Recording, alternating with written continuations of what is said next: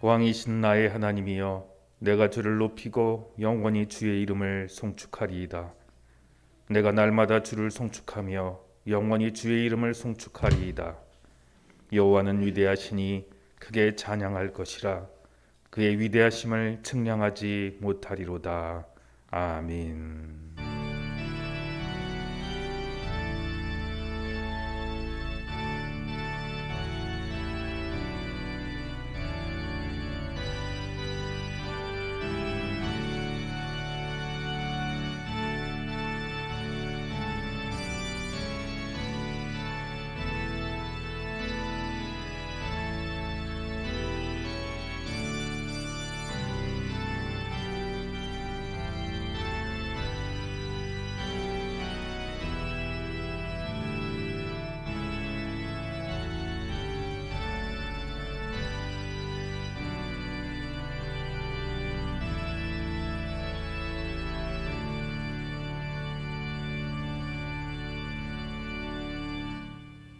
만왕의 왕이시며 만주의 주가 되시는 주님, 찬송과 경배를 오직 성삼위일체 하나님께만 올려드립니다. 교회력으로 한 해를 마무리하며 하나님께서 우리의 삶의 열매를 올려드리는 마지막 주일에 겸허한 마음으로 예배를 드립니다. 위기의 순간에 지켜주셨고 평탄할 때 찬송을 주셨으며 날마다 신앙이 흔들리지 않도록 눈동자처럼 보호해 주셨습니다.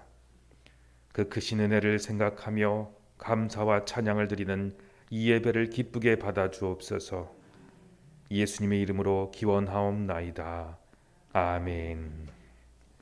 경배와 찬송 10장 찬양합니다.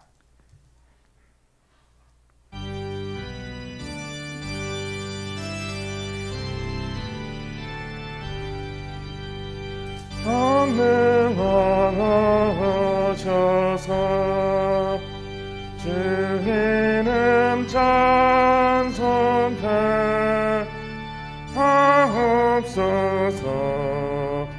영광과 권능에 성되어셔서 은혜를 나시며 주옵소서. 평생한 성자여 오셔서 기도를 들으소서. 택하신 백성들 복내려 주시고 거룩한 마음을 주옵소서. 위로의 주 성령 오셔서 큰 진동 주옵소서. 전능한 주시여 박사한 마음에서 떠나지 마시고 계십소서. 성삼위일체께 한없는 찬송을 드립니다.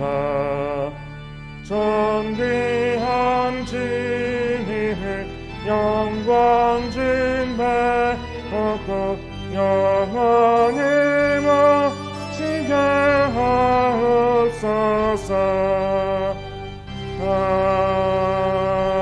아멘.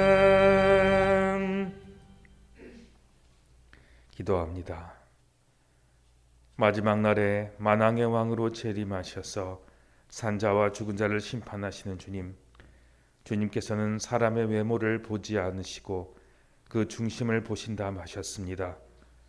그러나 저희는 하나님 앞에서 중심을 바르게 세우기보다는 외모만 아름답게 꾸미는 신앙생활을 하려 하였습니다. 나의 경건을 드러내기 위하여 사람 앞에 자랑하며 기도한 적이 많았습니다. 사람들 앞에 인정받고 칭찬을 받으려는 목적으로 구제할 때 나팔을 불러 알렸고 금식할 때는 얼굴을 흉하게 하며 슬픈 기색을 띠었습니다. 예수님께서 그토록 엄히 책망하셨던 바리새인들의 외식은 그리고 믿음 없음이 저희에게 있었음을 고백합니다. 회칠한 무덤 같았던 저희의 가식적인 신앙생활을 용서하여 주시고 이제부터는 은밀한 중에 보시는 하나님 앞에 부끄러움 없는 삶을 살게 하여 주옵소서. 예수님의 이름으로 이 고백의 기도를 드리오니 예배를 회복시켜 주시고 우리에게 하나님의 은총을 바라보며 살 수 있는 능력을 주시옵소서. 이제는 하나님과 나만이 하는 은밀한 죄를 자백하며 조용히 참회의 기도를 드립니다.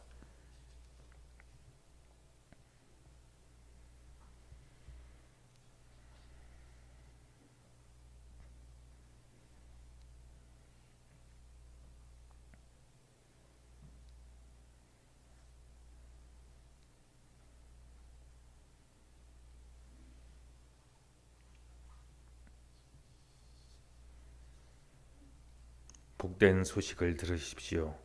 예수께서 이르시되 나도 너희를 정죄하지 아니하노니 가서 다시 죄를 범하지 말라 하시니라.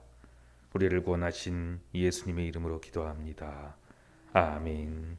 이제 하나님의 은혜로 죄 사함을 받았다는 확신을 가지고 우리의 신앙을 사도신경으로 고백합니다. 나는 전능하신 아버지 하나님 전지의 창조주를 믿습니다. 나는 그의 유일하신 아들 우리 주 예수 그리스도를 믿습니다.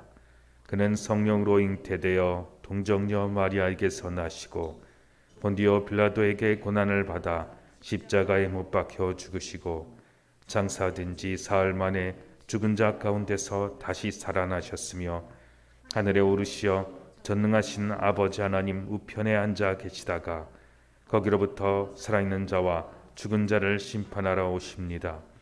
나는 성령을 믿으며 거룩한 공교회와 성도의 교제와 죄를 용서받는 것과 몸의 부활과 영생을 믿습니다. 아멘. 성시교독은 교독문 105번 감사절 교독문입니다.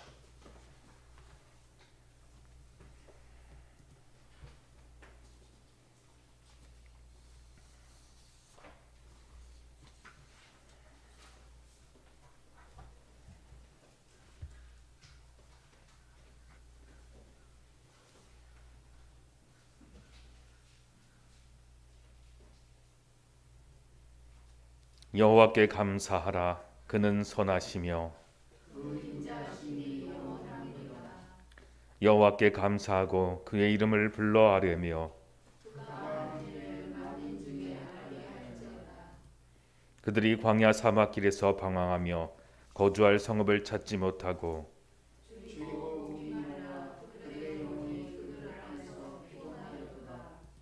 이에 그들이 근심 중에 여호와께 부르짖음에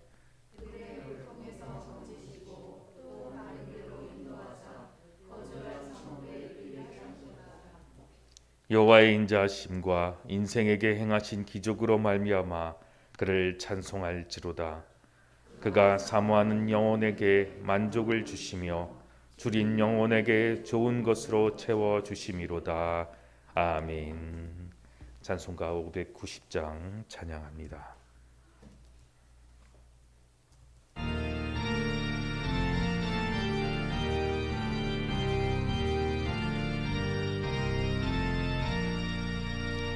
넌 밭에 어거게 거두게 하신 듯 목소리가 받으며 할렐루야 찬양 찬송하거든요 내 주님의 은혜라 참 고마우신 들 다 찬양하여라 사막의 산이서 썩고 피게 하시네 진화물로 가고 산들은 춤추나 내 말은 노래다 내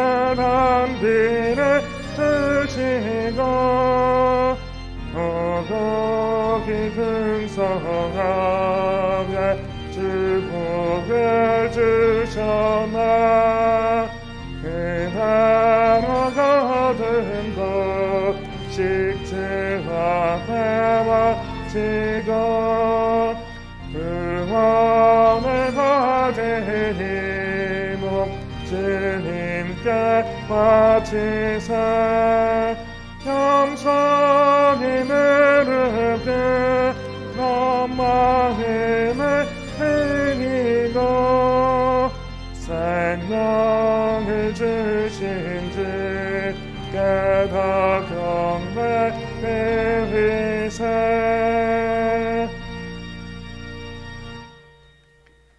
기도합니다. 하나님 아버지, 참 감사합니다. 많은 열매를 맺게 하셨습니다. 그러나 하나님 아버지, 우리 속에 아무 열매 없는 것 같고 또한 초라하기까지 한 우리의 영혼을 바라보면서 안타까워합니다. 그러나 주님께서 우리를 구원하시기 위해서 첫 열매가 되셨고, 내가 주님께 엎드리며 주님을 믿는 것 이 자체가 하나님의 크신 열매인 줄로 압니다. 주님의 보혈로 나를 사셨고 하나님의 열매로 나를 만드셨고 또한 이 땅 가운데 맺혀진 첫 열매로 삶아 주셨사오니 이제 아버지 이 열매가 주님의 축복으로 더욱 많은 열매를 맺을 수 있게 이 시간 우리의 예배를 받으시고 함께하여 주옵소서. 우리가 드리는 기도와 찬양이 예배 시간에서만 드리는 기도와 찬양이 아니라 세상에 나가서 가정에서 직장에서 그리고 모든 만나는 사람들에게 나타나는 큰 능력의 축복이 예배가 되게 하여 주옵소서. 주님의 축복으로 살아가는 하나님의 사람이며 하나님께서 주시는 능력으로 이기는 하나님의 사람이 되기 위하여 주께 엎드렸사오니 예배의 축복을 이 시간 내려주시옵고 이 예배의 능력이 우리 삶 속에 그대로 흘러가게 하여 주옵소서. 많은 어려움 중에 있는 이 땅과 온 세상 사람들에게 참 기쁨의 복음을 전할 수 있도록 주님의 복이 풍성하여서 기쁨으로 세상 가운데 나가 이 복을 나눌 수 있도록 하나님 도와주시옵소서. 슬픈 마음 있는 자 위로하시고 주님께서 이미 씻어주셨사오니 모든 질병은 깨끗이 씻김을 얻게 하시며 연약한 모든 것들을 강건하게 하셔서 우리에게는 더 이상 두려움이 없게 하시고 믿음으로 강건하게 주님을 의지하며 뛰어나가게 하여 주시옵소서. 감사를 드리며 예수님 이름으로 기도합니다. 아멘.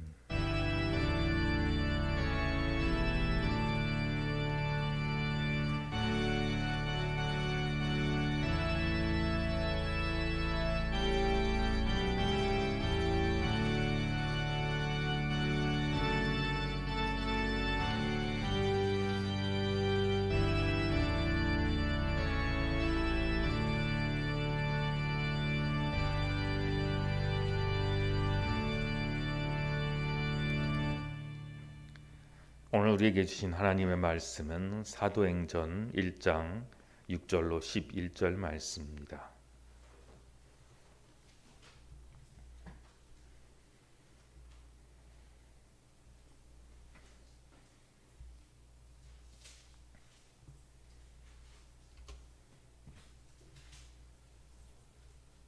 제가 1절, 성도 여러분께서 제가 6절, 성도 여러분께서 7절 이렇게 교대로 교독하고 마지막 11절은 함께 같이 봉독합니다. 그들이 모였을 때에 예수께 여쭈어 이르되 주께서 이스라엘 나라를 회복하심이 이때이니까 하니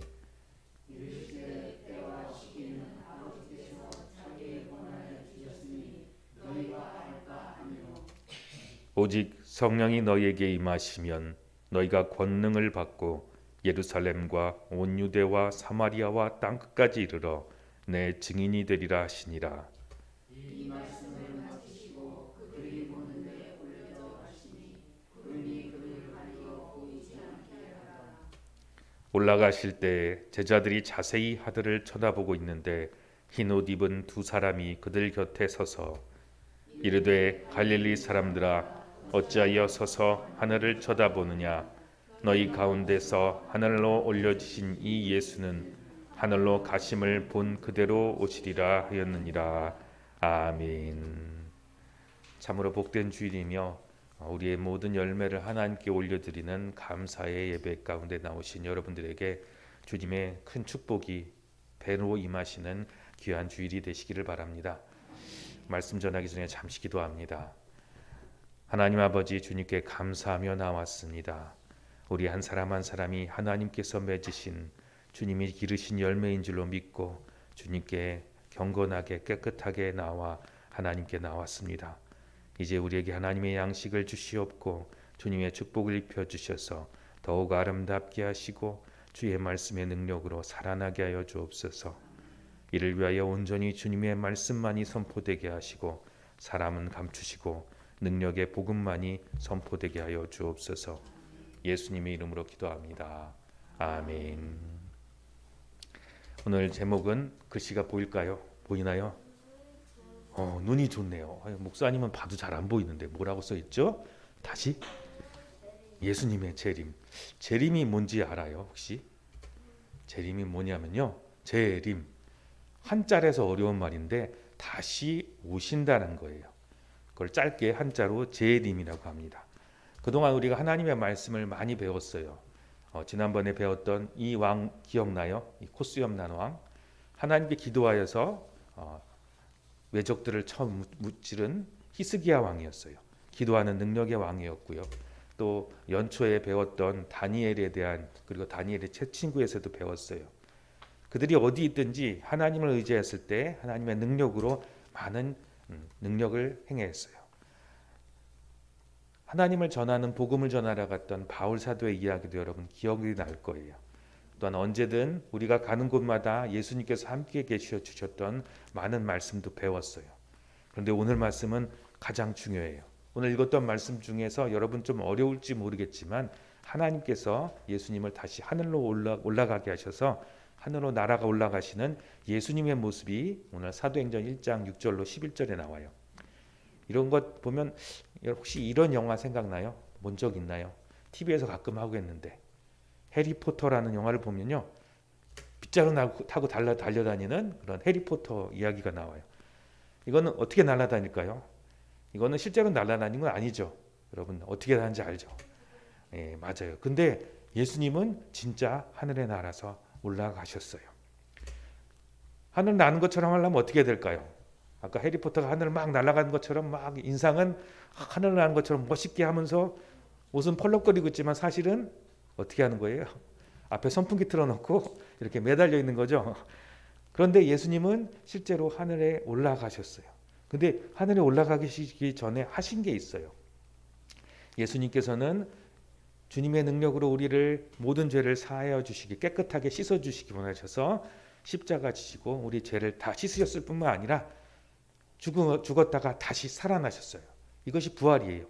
그러한 능력이 있으니까 해리포터는 능력이 없죠. 그러니까 빗자루 타고 피아노 줄 묶어서 마치 나는 것처럼 표정을 짓고 바람을 맞았지만 예수님은 다시 살아나는 능력이고 하나님의 아들이시기 때문에 하늘에 다시 올라갔어요. 그리고 제자들과 많은 사람들이 너무나 신기한 거잖아요.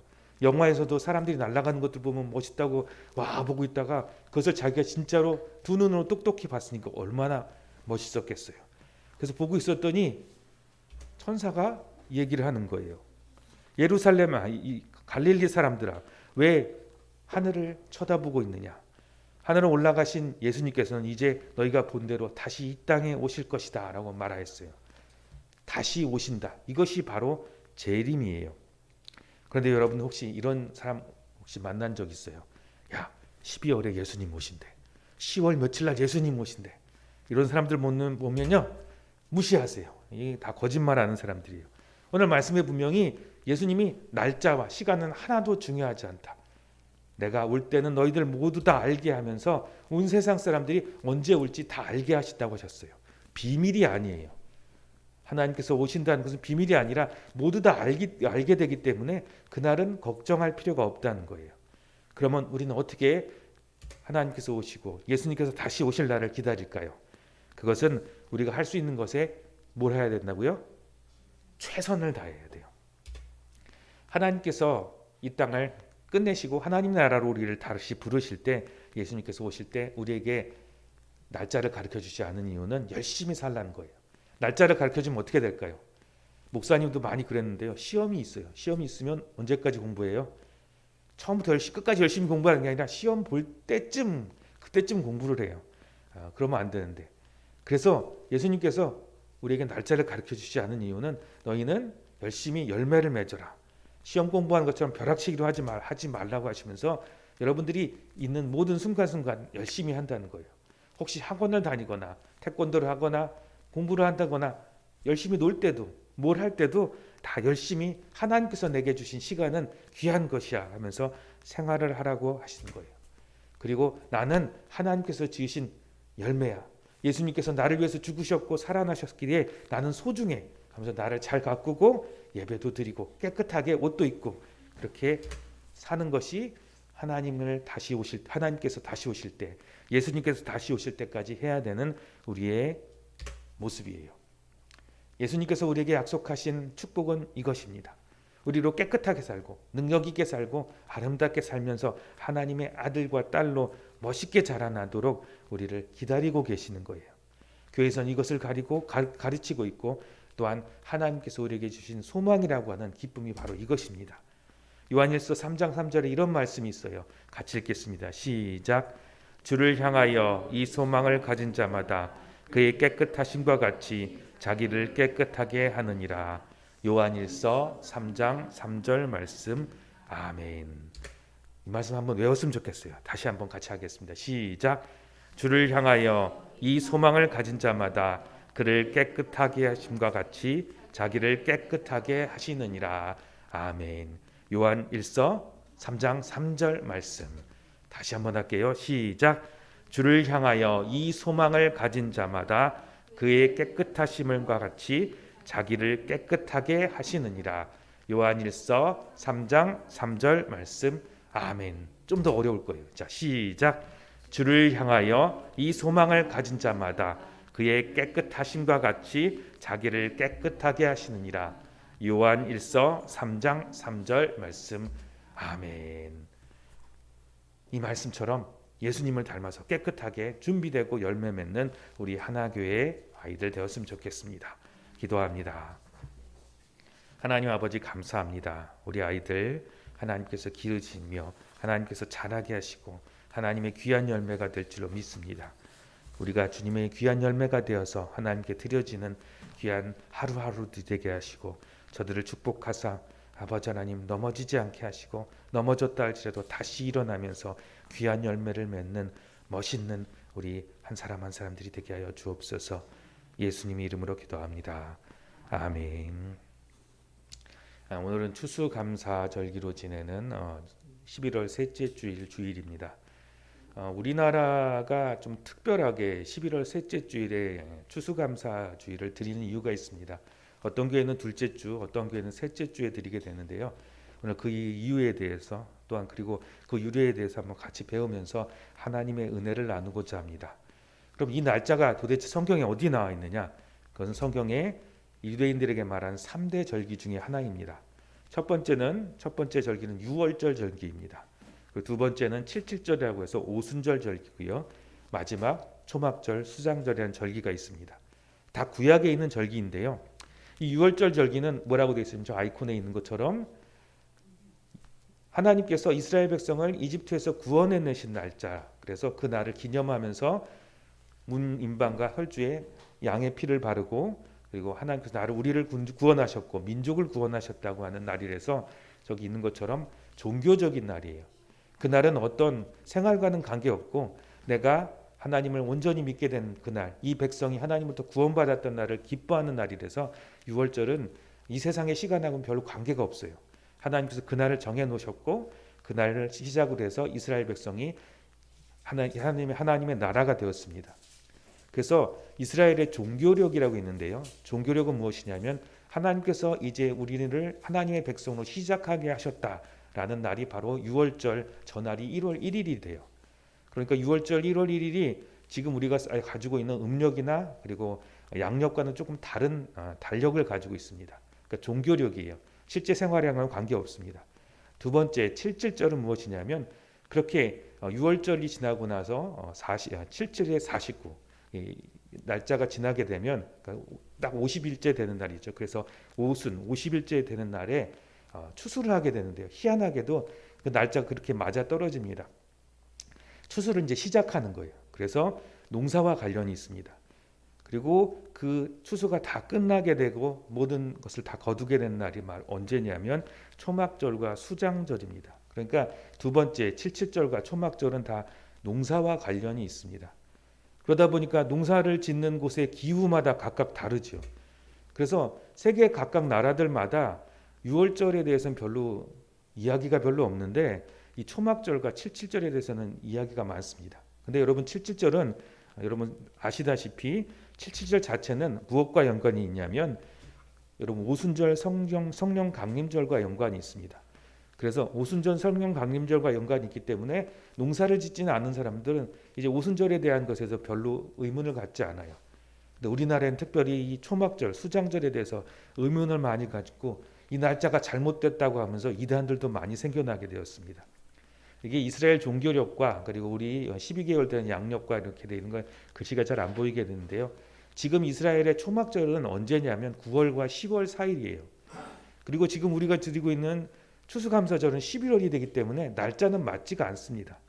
그러니까 이게 성경적이지 않은 날짜다라고 얘기를 하는데 앞서 이야기한 것처럼 왜 그렇게 됐냐면 저것은 농사 때문에 만들어진 하나님께 감사하면서 드려지는 그런 날짜이기 때문에 세계 각국마다 날짜가 다릅니다. 그래서 미국으로 건너갔던 영국의 천교도들이 하나님께 첫 열매를 드렸던 감사의 날이 그날이 미국에서는 11월 셋째 주가 됐고요. 그리고 주일이 아니라 11월 셋째 주 목요일이 됩니다. 근데 각각 나라마다 여러분 보면 날씨도 다르고 기후도 다르고 그래서 그 날짜가 각각 다른데요. 그래서 유럽에는 그 날짜가 추수감사 주일이 언제냐면 9월에 지켜지고요. 그리고 영국은 8월 1일이 되고요. 또 독일 같은 경우에는 9월 29일이 됩니다. 그러니까 점차 그 모든 나라마다 추수감사절의 날짜는 다 다른 거예요. 언제 맞춰졌냐면 그 나라 기후와 그리고 농사와 관련이 있습니다. 그러니까 무엇과 관련이 있냐면 제일 중요한 건 농사짓고 열매를 언제 하나님께 감사로 드리느냐 그 날짜가 중요한 것입니다. 그러니까 추수감사절에는 제일 중요한 게 열매예요. 이렇게 앞에 열매가 참 많습니다. 그런데 우리나라는 지금 달라져서 전 세계가 다 다르죠. 추수 때만 열매가 맺혀지지 않습니다. 언제든 열매를 많이 맺을 수 있습니다. 그래서 특별하게 그날을 정하자 해가지고 만들어 놓은 날이 추수감사절이에요. 여러분 언제든 열매를 맺어서 하나님께 감사를 올릴 때 그날은 추수감사절이 될 수 있습니다.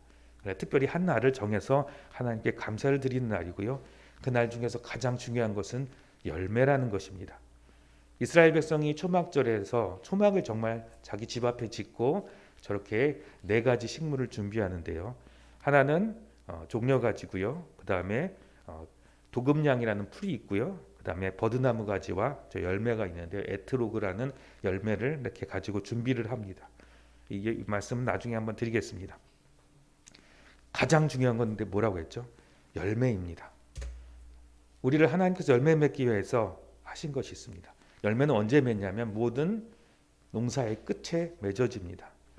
사도행전 1장 6절에 이스라엘 사람들이 예수님께서 부활하시고 이제 이 나라 이 세상을 끝내시고 마지막 열매를 거두시는 그날이 언제입니까? 물어보면서 이렇게 물어봅니다. 같이 읽겠습니다. 시작. 그들이 모였을 때 예수께 여쭈어 이르되 주께서 이스라엘 나라를 회복하심이 이때이니까 하니. 예수님께서 이제 부활까지 하셨으니까 이제는 주님은 죽음도 이기셨고 더 이상 로마나 어떤 세상도 예수님을 해코지할 수 없다고 생각하고 이제 제자들과 많은 이스라엘 사람들이 이제 예수님께서 이 나라를 끝내시고 하나님의 나라를 이루실 때가 됐다. 이제 하나님께서 약속하신 예언자가 약속한 그 열매 맺는 추수의 때가 이때이구나라고 하면서 물어봤습니다. 그런데 예수님께서 뭐라고 말씀하시냐면요. 지금이 아니라고 말씀하시면서 요한복음 12장의 24절에 이런 말씀을 주셨습니다. 같이 읽겠습니다. 시작. 내가 진실로 진실로 너에게 이르노니 한 알의 밀이 땅에 떨어져 죽지 아니하면 한 알 그대로 있고 죽으면 많은 열매를 맺느니라. 아멘. 때가 있는 것이 아니라 열매를 맺을 때를 내가 기다리고 있다고 말씀하시는 겁니다. 예수님께서 부활하시고 하늘에 올라가신 이유는 지금 추수 때가 아니라는 겁니다. 왜냐하면 아직 열매가 안 맺혀졌어요. 그래서 그 열매를 맺으라고 시간을 주신 것이고요. 그 열매를 맺기 위해서 또한 제자들을 보내신 것입니다.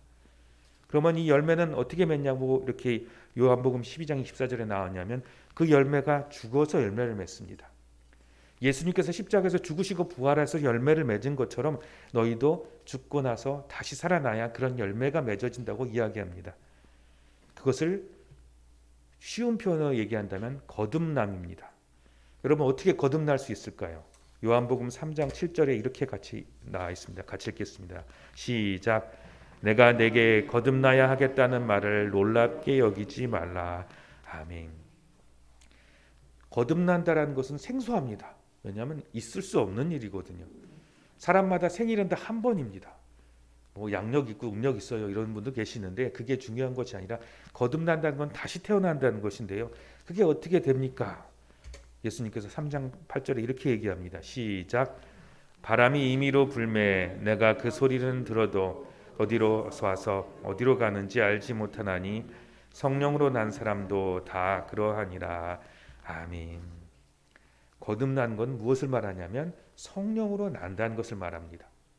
내가 어머니의 뱃속에서 태어났습니다. 그게 첫 번째 태어난 것이고요. 두 번째 태어난 것이 바로 성령으로 다시 태어나는 것이 거듭난 것입니다. 성령으로 거듭난 사람만이 나는 예수님을 믿습니다. 고백할 수 있습니다. 그래서 예수님을 주로 고백한 사람은 거듭났다고 얘기를 하죠. 근데 정확하게 말하면 성령이 그 안에 임하셔서 그가 나는 예수님을 믿습니다. 고백하는 것입니다. 그냥 나는 영접기도 했어요. 당신은 거듭났습니다. 이게 아닙니다. 성령이 그 사람이 진짜 들어가서 그 말이 믿어지고 내가 한 기도가 믿어질 때 그 사람은 거듭난 것입니다. 그래서 성령이 그 안에 들어가야 돼요. 사도행전 1장 8절 말씀 같이 읽겠습니다. 시작. 오직 성령이 너희에게 임하시면 너희가 권능을 받고 예루살렘과 온 유대와 사마리아와 땅끝까지 이르러 내 증인이 되리라 하시니라. 아멘. 오늘 예수님께서 올라가시면서 너희는 지금 아직 열매를 맺지 못하였다. 그러니까 너희는 이제 가서 열매를 맺으라. 열매를 맺으려면 성령을 받아야 된다고 하셨죠. 그래서 1장 8절에 오직 너희에게 성령이 임하시면, 성령이 임하면 이제 너희는 열매를 맺을 때니까 그때까지 기다려라. 그리고 성령이 임하면 너희는 열매를 맺어라. 열매를 맺는 방법에서도 구체적으로 나왔는데요. 증인이 되어 열매를 맺으라 했습니다. 증인이 된다는 것은 무엇이냐면 증인은 무엇이죠? 여러분 혹시 경찰에서 이런 연락 온 적 있으십니까? 무슨 일이 있는데 혹시 보신 일이 있으면 연락 주시기 바랍니다. 그러면 내가 봤다고 그러면 그때부터 무슨 일이 생기냐면 귀찮은 일이 생겨요. 가서 조서도 써야 되고 나는 그 일을 안 저질렀어요. 그냥 봤어요. 근데 봤는데 증인이 됐다고 하면은 가서 조서도 쓰고 계속 부를 때마다 가야 되고 자기는 일이 있는데 직장이 있고 뭐 가서 해야 되는 일들이 있는데 언제 법원에 나오셔서 출두하셔야 되고 그래서 사람들이 증인 된다는 것을 싫어해요. 왜냐하면 나는 괜히 그 사람 도와주려고 정말 사건이 벌어진 것을 이야기하려고 좋은 마음으로 했는데 했더니 너무 내 삶이 막 방해를 받는다. 그래서 한번 증인서 쓰던 사람들은 대부분 후회를 많이 한다고 합니다. 나는 좋은 마음으로 했는데 증인은 무엇이냐면 사실은 나를 위해서 하는 게 아니에요. 여러분 증인 섰다고 해서 저 사람 참 좋은 사람이네 이렇게 막 박수 쳐주고 그러지 않습니다. 증인은 무엇이냐면 다른 사람을 위하는 거예요. 그 사건에 일어났던 사람들을 위한 것이고요. 그리고 그것을 통해서 나중에는 뭐 이 사회가 좋아진다는 것은 있겠지만 당장의 그 사건은 나랑 상관이 없는 것입니다. 예수님께서 우리로 성령 충만하게 하셔서 열매 맺게 하시고 증인 삼으라고 한 것은 나만 열매 맺는 것이 아니라 다른 사람도 열매 맺게 하라고 한 것입니다. 골로새서 1장 6절 말씀 같이 읽겠습니다. 시작. 이 복음이 이미 너희에게 이름에 너희가 듣고 참으로 하나님의 은혜를 깨달은 날로부터 너희 중에서와 같이 또한 온 천하에서도 열매를 맺어 자라는도다. 아멘.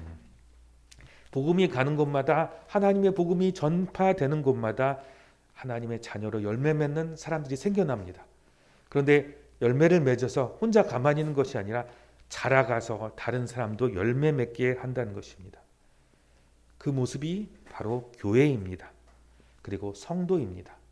교회라고 생각하면 딱 우리는 너무 생각하기를 십자가 탑 있고 딱 이렇게 건물 하는데요. 그게 아니라 열매 맺는 성도들, 하나님의 자녀가 된 사람들이 생겨나는 것이 교회입니다.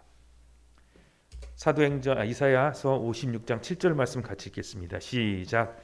내가 곧 그들을 나의 성산으로 인도하여 기도하는 내 집에서 그들을 기쁘게 할 것이며 그들의 번제와 희생을 나의 제단에서 받게 되리니 이는 내 집은 만민이 기도하는 집이라 일컬음이 될 것입니다.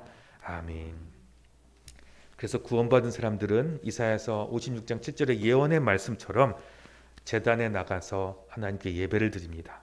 번제와 희생을 드린다는 것은 예배를 드린다는 것이고요. 또한 만민이 기도하는 집이라 일컬음을 받게 될 것이다. 곧 기도를 한다는 것입니다. 우리는 하나님께 나와서 예배를 드리고 또한 기도할 수 있는 특권을 누리게 되는 것이 바로 열매 맺은 하나님의 자녀들입니다. 예배를 드리는 여러분들이 바로 열매입니다. 이 앞에 있는 열매가 아니라 바로 여러분들이 열매이고 교회가 열매입니다. 고린도전서 3장 16절 말씀 같이 읽겠습니다. 시작. 너희는 너희가 하나님의 성전인 것과 하나님의 성령이 너희 안에 계시는 것을 알지 못하느냐. 아멘. 성령이 들어간 사람만이 열매입니다. 살아있는 열매입니다. 그리고 그는 교회이고요. 하나님의 성전입니다. 너희는 너희가 하나님의 성전인 것과 성령이 너희 안에 계시는 것을 알지 못하느냐. 이 말은 두 가지입니다. 내가 정말 내 안에 성령이 없다면 너는 하나님의 성전이 아니니 성령을 받으라라는 말씀이고요. 너희 안에 성령이 있다면 너희는 하나님의 귀한 열매다라고 말씀하는 것입니다. 그러니까 이제 천사들이 예수님께서 하늘에 올라가는 것을 바라보고만 있던 이스라엘 사람들과 갈릴리 사람들에게 이렇게 얘기하는 것입니다. 같이 읽겠습니다. 시작. 이르되 갈릴리 사람들아 어찌하여 서서 하늘을 쳐다보느냐. 너희 가운데서 하늘로 올려지신 이 예수는 하늘로 가심을 본 그대로 오시리라 하였느니라. 아멘. 하늘에 올라가신 예수님께서 다시 오실 테니 이제 예수님의 명령대로 가서 열매를 맺으라는 것입니다. 말씀을 정리하겠습니다. 열매 맺으려면 어떻게 해야 되죠? 성령을 받아야 됩니다. 그래서 오직 성령이 너에게 임하시면이라면 그 말씀하신 것입니다. 성령이 임하고 우리 가운데 있는 성령과 함께 여러분들은 예배하고 기도하며 하나님을 찬양하며 살게 되는 것이 열매 맺고 자라가는 것입니다. 앞서 초막절이 어떤 날이라고 말씀드렸죠. 제일 중요한 건 열매라고 했습니다. 이스라엘 백성들이 초막절에 준비하는 그런 풀이 있습니다. 그 네 가지 식물이 있는데요. 하나는 종려가지입니다. 어느 쪽이 있냐면 저쪽에 제일 길다랗게 된 게 종려가지 나무이고요. 종려가지 줄기고요. 이것을 그들을 말로 하면 룰라브라고 합니다. 이거는 향기가 없어요. 종려가지 향기가 없습니다. 근데 먹을 수 있다고 합니다. 먹으면 약간 달짝지근하다고 해요. 두 번째 약간 좀 뚱뚱하고 막 잎사귀가 있는 것이 하다스라고 하는데요. 저 향기가 되게 좋습니다. 시원한 향기가 나는데 맛은 씁니다. 그래서 먹지는 좀 못하고요. 세 번째 버드나무 가지 있죠. 저쪽에 그냥 버드나무 가지입니다. 여러분 이거 먹습니까? 향도 없고요, 맛도 없고 그냥 가지일 뿐입니다. 마지막에 네 번째 저 시트론이라고 하는 에트로그라는 그런 열매가 있는데요. 향이 참 좋습니다. 먹으면 맛도 있다고 합니다. 열매가 중요하다. 너희는 어떤 열매이냐라고 물어보면서 저 네 가지 식물을 준비하면서 내가 어떠한 삶을 살았고 하나님 앞에 어떠한 열매를 맺었는가. 오직 성령에 충만한 사람만이 온전히 맛도 있고 향기 있는 삶을 살게 됩니다. 여러분 종려나무가 같이 주변에는 아무 향기도 전하지 못하고 나 혼자 하나님의 축복을 받는 사람이 있습니까? 그게 종려가지 같은 사람입니다. 주변에는 주님의 축복을 받는 사람을 전하고 있어요. 근데 나는 아무것도 없는 정말 빈 강정과 같은 사람이 있습니다. 그것이 두 번째 도금냥이라고 하는 저 잎사귀만 무성한 하다스라는 그런 식물입니다. 세 번째 버드나무 가지가 있습니다. 성령도 없고 그 안에는 먹을 것도 없고 향기도 없습니다.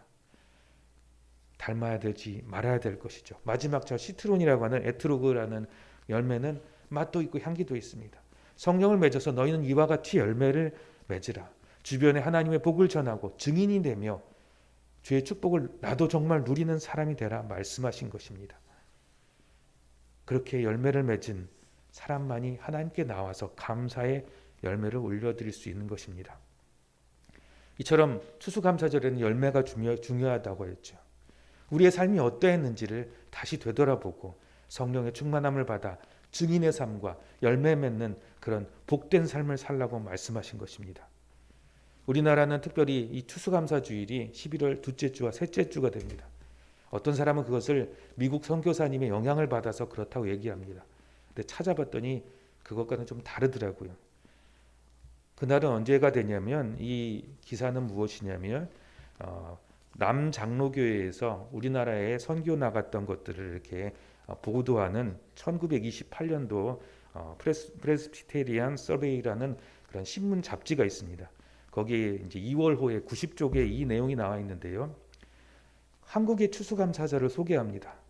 그 날이 언제냐 이렇게 얘기를 하면서, 그날은 이스라엘 조선, 잘못 말씀드렸습니다. 조선, 그 당시에 한국에 하나님이 열매를 맺게 하셔서 너무 감사해서 추수감사절을 드리고 하셨습니다.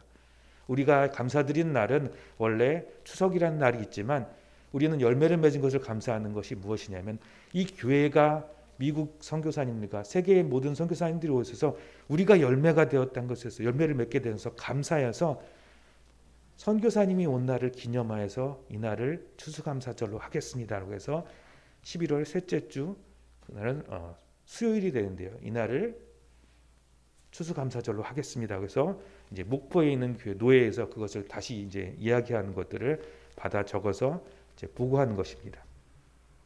그래서 어떤 사람들이 이것을 해석하기를, 이 나라에 선교사가 온 날, 그러면 이 나라에 처음 선교사가 온 날이 언제인가 해서 막 조사를 했다고 하는데요. 이게 보면은 그 날이 아닙니다. 우리나라에 선교사가 온 첫 번째 날이 아니라, 많은 선교사들이 이 나라에 와서 우리가 열매 맺은 것을 감사하는 날입니다. 그러니까 감사하는 것이 중요하고 열매 맺었다는 것이 중요한 것이지, 조선의 선교사가 언제 첫 번째 왔던 날이 중요한 것이 아닙니다. 그래서 실제로 우리나라에 선교사님들이 왔던 날짜는 언제냐면요. 처음 왔던 날짜는 가장 오래된 기억은 기칠라프 선교사라고 하는 날짜인데 7월 25일이고요. 토마스 선교사님은 8월에 오셨고 9월에 오셨고, 코베트, 마티어, 로스 선교사 각각 1월, 9월, 4월, 10일, 그리고 여러분 너무 잘 아시는 인천에 오셨던 언더우즈 암펜셀러 선교사님은 4월 5일 날 일부러 이제 부활절 날 준비하시면서 배에서 안 내리고 이렇게 내리시기도 하셨다고 합니다. 그러니까 날짜가 중요한 게 아니라, 이 나라에서 선교사님을 통해서 우리가 열매를 맺은 것을 기뻐하는 날을 이 날로 하자라고 해서 그 날을 정한 것이지, 첫 번째 온 날이 중요한 것이 아닙니다. 그래서 그날은 생각해 보니까 선교사님들이 추수감사 날짜를 지키는 거예요. 그것을 봤더니 우리나라 교인들이 보니까, 우리도 하나님께서 열매를 맺게 하셨는데 우리도 감사하는 날을 정하자. 선교를 받았다는 것에서 감사하자는 것이지, 우리가 열매를 맺어서 감사하다는 것이 아닙니다. 이 땅에 열매를 맺어서 감사하다는 것이 아닙니다. 즉 우리는 지금 여기 실제로 우리가 먹고 마실 수 있는 열매를 맺어서 감사하다고 추수감사절을 드리고 있지만, 진정한 열매는 무엇이냐면 여러분들이 바로 열매인 것입니다. 여러분 이미 추석을 지나셨고요. 하나님께서 이 땅 가운데 주신 것들은 감사했습니다. 그런데 왜 또 추수감사 열매를 드리냐면, 내가 하나님의 열매가 됐다는 것입니다. 저 선교사님들도 마찬가지입니다. 자기가 하나님의 열매가 되어서 기쁨으로 이 땅까지 와서, 정말 아기까지 다 보면 사진들도 있는데요. 정말 척박하고 어려운 땅에 오셔서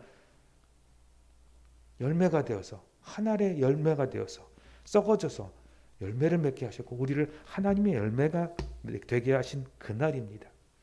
그러기에 날짜는 조금 미국 선교사님들의 날짜하고 좀 비슷할지 모르지만 전혀 다른 날입니다. 농경 날짜도 아니고요. 우리 한국 교회가 선교사님들을 통하여서 예수님의 귀한 열매가 된 것을 기념하는 날로서 추수감사절이 된 것입니다.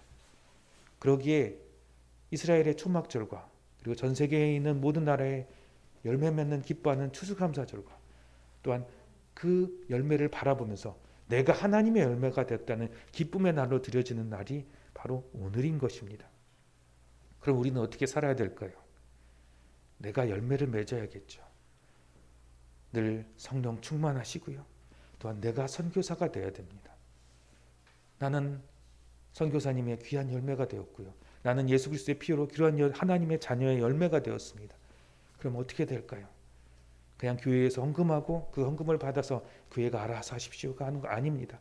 바로 여러분 한 사람 한 사람이 교회이기에 저희 교회는 그래서 추수감사 헌금을 따로 감사절 헌금을 만들지 않고 여러분들이 직접 하나님의 선교사가 되어서 하나님의 열매와 하나님께서 주시는 향기를 열매가 되고 그 향기를 전하라고 이날을 특별하게 기념하였습니다.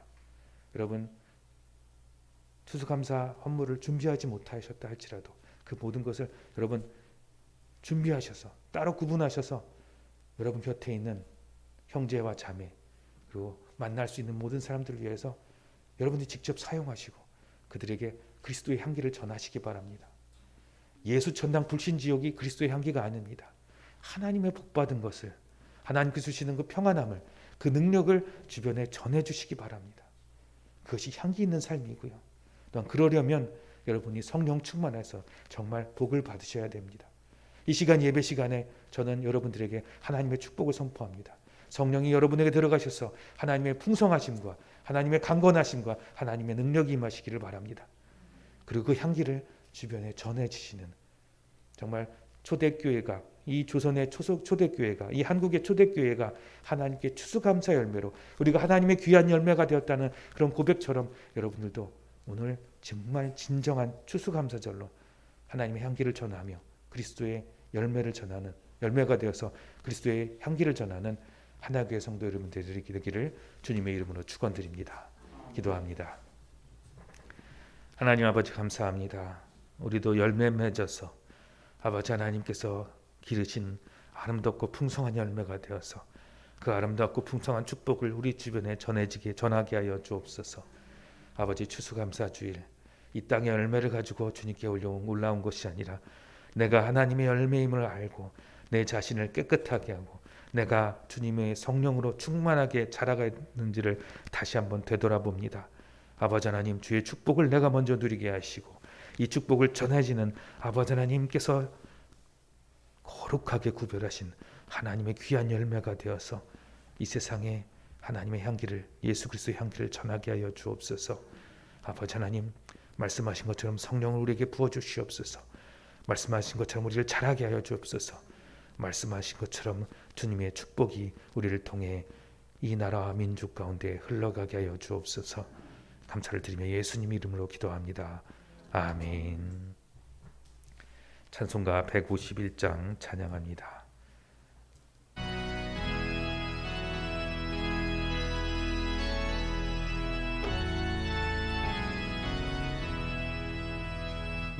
만왕의 왕 내 주께서 애고쳐당했나 이 벌레 같은 날 위해 그 보혈을 흘렸네. 십자가 내가 처음 볼 때에 나의 맘에 큰 고통 사라져 오늘 믿고서 내는 밝았네. 참 내 기쁨 영원하도다. 주 십자가 못 박히는 석자함 아닌가. 그 긍휼함과 그 은혜 말할 수 없도다. 십자가 내가 처음 볼 때에 나의 맘에 큰 고통 사라져 오늘 믿고서 내 눈 밝았네. 참 내 기쁨 영원하도다. 내 흘러도 그 은혜 다 갚을 수 없네. 나 주님께 몸 바쳐서 주의 일 힘쓰리. 십자가 내가 처음 볼 때에 나의 맘에 큰 고통 사라져 오늘 믿고서 내는 밝았네. 참 내 기쁨 영원하도다.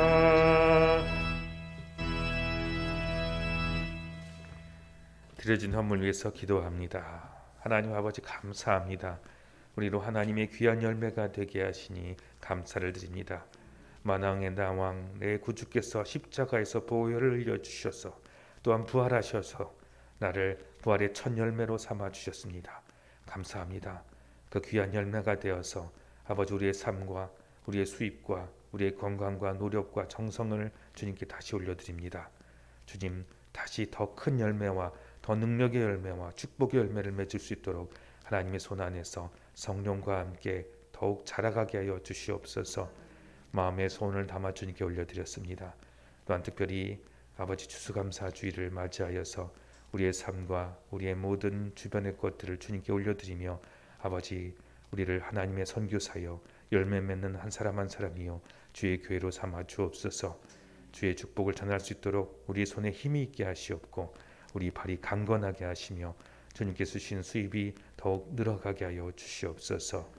함께하고 싶으나 함께하지 못한 주의 자녀들 주님께서 찾아가 주셔서 같은 은혜를 내려 주시옵소서. 감사를 드리며 예수님 이름으로 기도합니다. 아멘. 오늘은 추수감사 주일입니다. 주보에 나온 것처럼 오늘은 선교사가 처음 왔다는 것이 아니라 선교사로부터 우리는 열매 맺은 교회가 되었다라는 그런 귀한 감사 예배가 추수감사의 예배입니다. 또 이렇게 그 상징으로서 열매를 이렇게 하나님께 올려드립니다. 준비해 주신 모든 성도님들 위해서 애써 주시고 기도해 주신 여러분들 감사를 드리고요. 여러분 삶 가운데도 이렇게 풍성한 열매가 맺혀지시길 바랍니다. 장식하시면서 너무 많이 가주셨어요. 그래서 목사님 드시라고 이렇게 하는데 절대 혼자 먹을 수 없는 양입니다. 저 죽으라고 하는 거고요.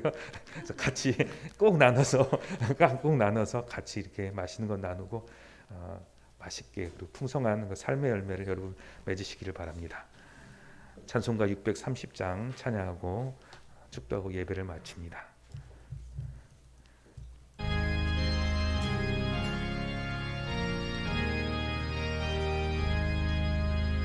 진리와 생명 되신 주 이 몸을 바치옵니다. 믿음과 소망 사랑해 한 마음 되게 하소서. 아멘.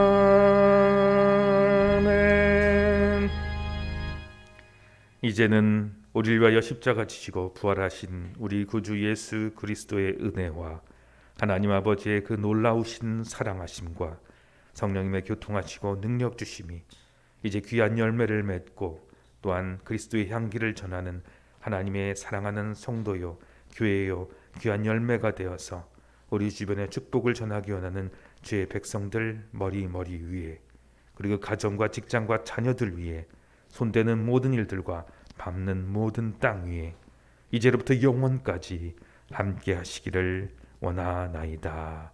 아멘.